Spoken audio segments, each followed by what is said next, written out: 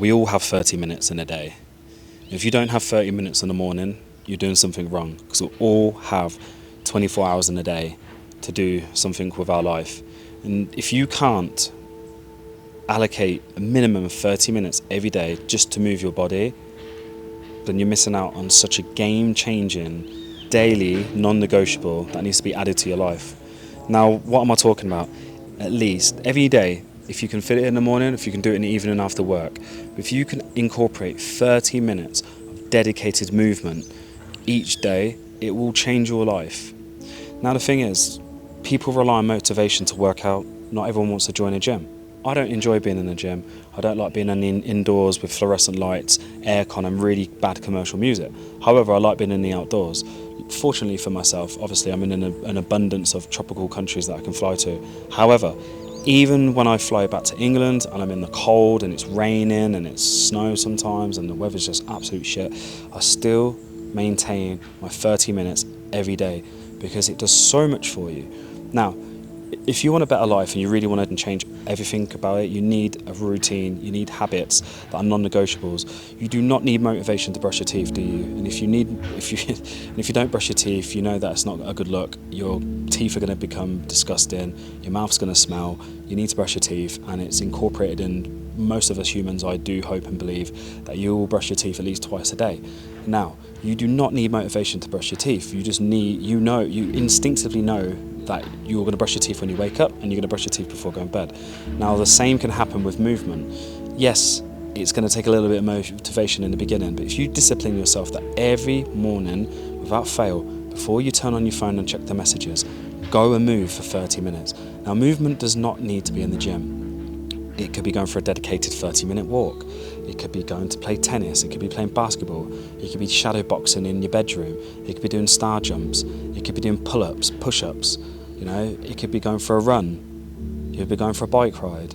It could be doing the spin class. It could be going swimming. It doesn't matter what the movement is, as long as you're getting your heart rate worked up and you're moving for 30 minutes. Now, the reason why I'm telling you to do this is because the benefits it has on your mental health is tremendous. Now, if you're feeling depressed, if you're feeling in a bit of a rut, you're overworking too much, you're gaining weight, your sleep's bad, you're feeling lethargic, just any of these symptoms or any of these things, or if you just know that you need to be doing more because you sat down on your ass too much, move for a minimum of 30 minutes every day. Now, you don't have to be doing some crazy workout, you don't have to be hitting your personal bests, you don't even have to be competing with other people. The whole idea is that you want to move your body and sweat for 30 minutes.